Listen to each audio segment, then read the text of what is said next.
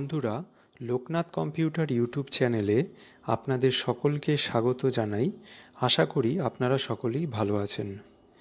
আজকের এই ভিডিও টিউটোরিয়ালটিতে আমরা পাওয়ার পয়েন্টের ইউজার ইন্টারফেস সম্বন্ধে কিছু বেসিক ধারণা নেব। পাওয়ার পয়েন্ট ওপেন করার পরে আপনি যখন একটি স্লাইড সিলেক্ট করছেন এবং পাওয়ার পয়েন্টে প্রবেশ করছেন, তখন প্রথমে এই স্ক্রিনটি আপনার সামনে শো করা হয়। এই স্ক্রিনে একদম টপ লেফট পোর্শনে এই এরিয়াটিকে বলা হয় কুইক অ্যাক্সেস টুলবার। এটিকে এই কারণেই কুইক অ্যাক্সেস টুলবার বলে, কারণ এখানে আপনি বেশ কিছু ইম্পর্টেন্ট কমান্ড বা টুলস খুব সহজেই পেয়ে যাবেন, যা সাধারণভাবে বেশিরভাগ ক্ষেত্রেই ব্যবহৃত হয়। আপনি যদি এই অ্যারোটিতে ক্লিক করেন, তাহলে আপনার পছন্দ মতন কমান্ড বা টুলকে আপনি সিলেক্ট করে রাখতে পারেন।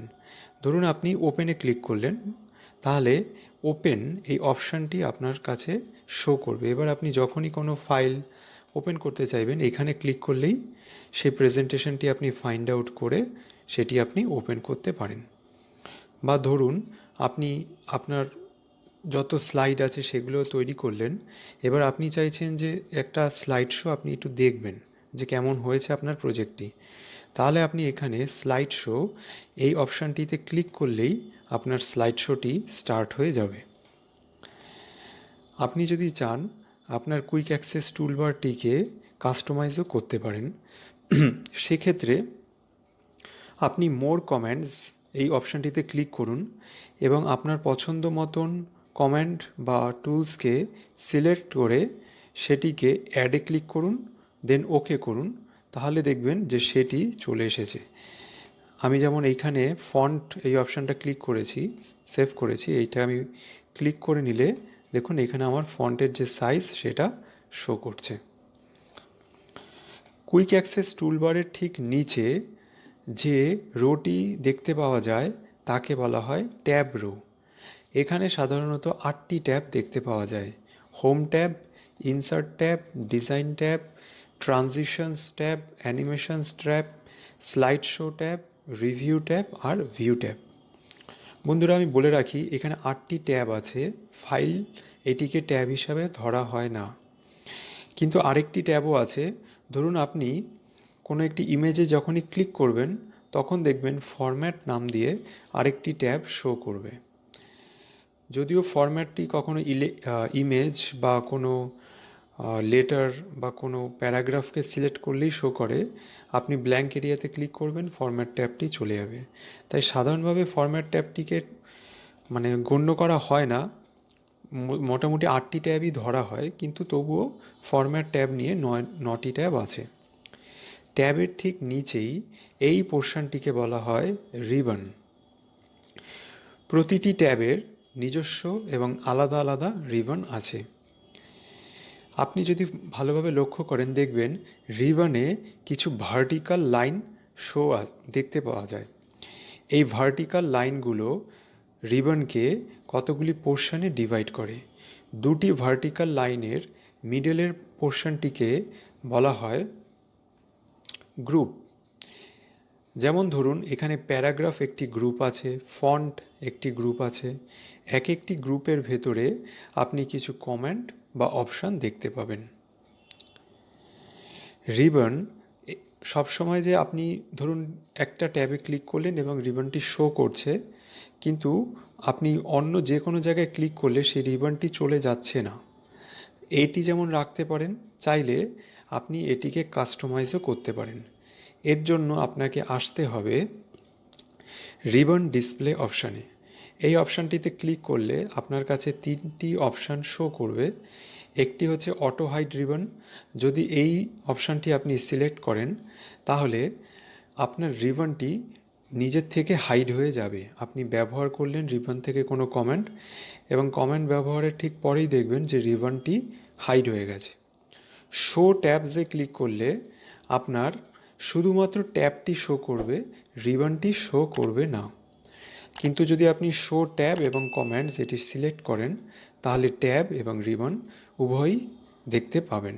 ধরুন আমি অটো হাইড রিবনে ক্লিক করলাম, তাহলে আপনি দেখতে পাচ্ছেন ট্যাব এবং রিবন কোনোটিই শো করছে না। যখন আমি টপে এসে ক্লিক করছি তখন দুটোই শো করবে, কিন্তু যখনই আমি যে কোনো একটি এরিয়ায় ক্লিক করব দুটোই হাইড হয়ে যাবে। একই রকমভাবে আমি যদি শো ট্যাবে ক্লিক করি তাহলে শুধু ট্যাবগুলি শো হবে। ধরুন আপনার মনে হলো হোম ট্যাবের ফন্ট কমেন্টটি আপনি চাইছেন, তাহলে আপনি হোমে ক্লিক করুন। হোমে ক্লিক করলে রিবনটি শো করবে এবং ফন্ট গ্রুপটি আপনি এখান থেকেই দেখতে পাবেন। সাধারণত শো ট্যাবস এবং কমেন্টস এই অপশানটি সিলেক্টেড থাকে। বন্ধুরা, এই তো গেল quick access toolbar, tabs, ribbon. এবার আপনি ধরে চলুন আপনি কোনো একটি কমেন্ট, ধরে চলুন আপনি হোমের নিউজ স্লাইড, এই কমেন্টটি হোমে নিউজ স্লাইডে আছে। আপনার ধরুন স্লাইড শো এই ট্যাবটি ওপেন আছে এবং আপনি চাইছেন আরেকটি নতুন স্লাইড অ্যাড করতে, কিন্তু আপনি ভুলে গেছেন যে কোথায় নিউজ স্লাইড অপশানটি আছে।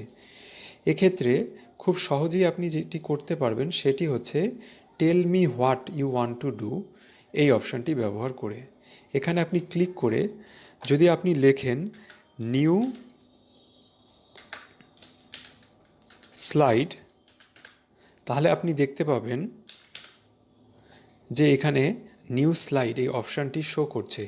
যেটি আপনি হোমে গিয়ে তারপরে নিউ স্লাইড আনছেন, সেটি আপনি এখানে ক্লিক করেই আপনার পছন্দ মতন যে কোনো একটি স্লাইড আপনি অ্যাড করতে পারেন। এরপরে বন্ধুরা চলে আসি রিবনের নিচের পোর্শন। আপনি যদি ফলো করেন রিবনের নিচের এই পোর্শনটিকে একটি ভার্টিক্যাল লাইন দিয়ে দুটি আলাদা আলাদা পোর্শনে ডিভাইড করা হয়েছে। এই ভার্টিক্যাল লাইনের লেফট সাইডের পোর্শনটিকে বলা হয় ট্যাবস পেন। এখানে এই ট্যাবগুলো শো করা হয় এবং এই ভার্টিক্যাল লাইনের রাইট সাইডের পোর্শনটিকে, এই পোর্শনটিকে বলা হয় স্লাইড পেন। এখানে স্লাইড শো করা হয়। বন্ধুরা, আমরা অনেকেই ধরে নিই এগুলোকেও স্লাইড বলা হয়, কিন্তু অ্যাকচুয়ালি এগুলিকে স্লাইড বলা হয় না, এগুলিকে বলা হয় ট্যাব। স্লাইড বলা হয় এই পোর্শনটিকে, এই সাদা কাগজের মতন বা পেজের মতন এই পোর্শনটিকে বলা হয় স্লাইড। আপনি চেঞ্জ এইখানে করতে পারবেন, এই পোর্শনে না। এটিকে বলা হয় ট্যাব এবং এটিকে বলা হয় স্লাইড। ট্যাব পেন এবং স্লাইড পেনের আপনি যদি নিচে আসেন তাহলে এই একটি নতুন বার, একটি লম্বা হরাইজন্টাল বার শো করছে। এই বারটিকে বলা হয় স্ট্যাটাস বার। এখানে আপনি যে কাজ করছেন তার স্ট্যাটাসটি শো করবে। ধরুন আমি এই ট্যাবটি ওপেন করছি, তাহলে এখানে দেখা যাবে যে স্লাইড 2 of 3। এর মানে আমার এখানে যে 3টি ট্যাব আছে তার দ্বিতীয় ট্যাবটি সিলেক্টেড আছে। স্ট্যাটাস বারে আপনি আরেকটি অপশান দেখতে পাবেন নোটস। এখানে যদি আপনি ক্লিক করেন তাহলে নতুন একটি বার ওপেন হয়ে যাবে যেটিকে বলা হয় নোটস পেন। এখানে আপনি কোনো নোট চাইলে লিখে রাখতে পারেন। এছাড়া আছে কমেন্টস। আপনি এই অপশানটিকে ব্যবহার করে জুম ইন বা জুম আউট করতে পারবেন। দেখুন আমি এখানে জুম ইন এবং জুম আউট করছি, যেটি আপনি খুব সহজেই করতে পারবেন এই স্ট্যাটাস বারের জুম ইন জুম আউট অপশানটি ব্যবহার করে। বন্ধুরা, কুইক অ্যাক্সেস টুলবারে যেরকম স্লাইড শোর অপশান আছে, একই রকমভাবে স্ট্যাটাস বারেও স্লাইড শোর একটি অপশান আছে। এর মাধ্যমেও আপনি যদি চান স্লাইড শো করে আপনার প্রেজেন্টেশনটি দেখতে পারেন। তো বন্ধুরা, এই ছিল আজকের ভিডিও। যদি আপনার ভিডিওটি ভালো লেগে থাকে তাহলে আপনার কাছে আমি রিকোয়েস্ট করব একটি লাইক দেবার। আপনার যদি কোনো গুরুত্বপূর্ণ মতামত থেকে থাকে তবে সেটি কমেন্ট বক্সে কমেন্ট করতে পারেন। আপনাদের সকলের সাথে দেখা হচ্ছে পরবর্তী ভিডিওতে।